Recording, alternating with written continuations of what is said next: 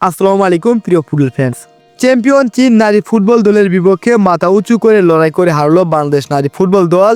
র্যাঙ্কিংয়ে 95 ধাপ এগিয়ে থাকা 9 বারের এশিয়া চ্যাম্পিয়নের সামনে অনেকটা সময় সমান তালে পাল্টা লড়াই করেছেন ঋতুপর্ণা চাকমা, আফিদা খন্দকাররা। ডিফেন্স ছিল সংগঠিত, কাউন্টার অ্যাটাক ছিল সাহসী, কুচের সাহস ছিল বনের রাজা সিংহের মতো। এটা বাঘিনীদের পরিচয় নয়, এটা এশিয়ার মঞ্চে নিজেদের আগামী বার্তা। ওয়েস্টার্ন সিডনি স্টেডিয়ামে চলল পুরো 90 মিনিটের গর্জন। প্রতিপক্ষ কারা, তাদের এই প্রতিযোগিতার অর্জন কতটুকু, নিজেদের সামর্থ্য বা কতটুকু, আপাতত এই সব বিবেচনা করার কোনো প্রয়োজন নেই। ম্যাচের শেষে জয়টাই গুরুত্বপূর্ণ বটে। তবে এ ম্যাচে বাংলাদেশ হেরে গিয়েও যেন জিতে গেছে।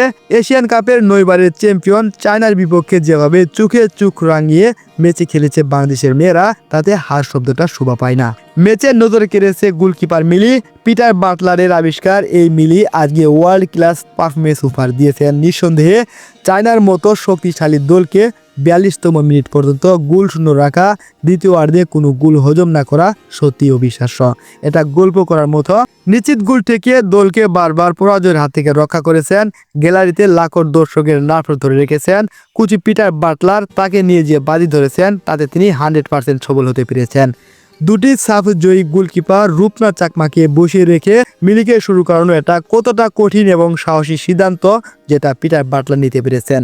বাটলার যে কত বড় রিস্ক নিয়ে খেলেছেন সেটা বুঝতে পারতেন যদি আজকের ম্যাচে তার সিদ্ধান্ত কাজ না করত।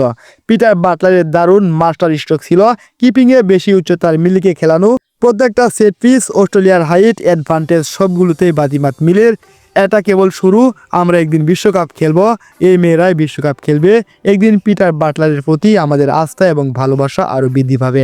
একটা দারুণ রেজাল্ট করলো বাংলাদেশ। প্রবাবলি নিজেদের বেস্ট পসিবল আউটপুটটাই বের করে আনলো তারা। শুরু থেকে বাংলাদেশের অলিখিত সমীকরণ হলো তৃতীয় হওয়া দলগুলোর মধ্যে সেরা 2 থেকে পরের রাউন্ডে যাওয়ার চেষ্টা করা। তার জন্য সবচেয়ে গুরুত্বপূর্ণ ছিল আজকের ম্যাচে কম গোল খাওয়া, আর যেটা হয়েছে সেটা আমাদের জন্য বেশি হয়েছে। ম্যাচ হেরেছে, তবুও বাংলাদেশের প্রাপ্তির খাতাটা বেশ ভারী। র্যাঙ্কিংয়ে 17তম অবস্থানে থাকা চীনের বিপক্ষে চোখে চোখ রাঙিয়ে লড়াই করেছে। শক্তিমতার দিক থেকে দুজন বিজনে পিছিয়ে থাকা সত্ত্বেও প্রতিপক্ষকে ছেড়ে কথা বলেনি বাংলার বাঘিনীরা। অনেক সময় হাফ চান্স ক্রিয়েট করেছে, প্রতিপক্ষের বারে অ্যাটাক করেছে, কিন্তু ভাগ্য পক্ষে না থাকলে যেটা হয় আর কি। ঋতুপর্ণার সেই কিকটা যদি গোলবারে না লেগে ফিরে আসতো তাহলে দিনটা হতে পারতো অন্য কিছু। দিন শেষে চীনের মতো শক্তিশালী দলের বিপক্ষে 2-0 গোলের হারের প্রাপ্তির চেয়ে কম নয়। পারফরমেন্সের ধারাবাহিকতা রেখে সামনের ম্যাচগুলোতে ভালো কিছু উপহার দিবেন এই আশা রাখি। ধন্যবাদ সবাইকে। আসসালামু আলাইকুম।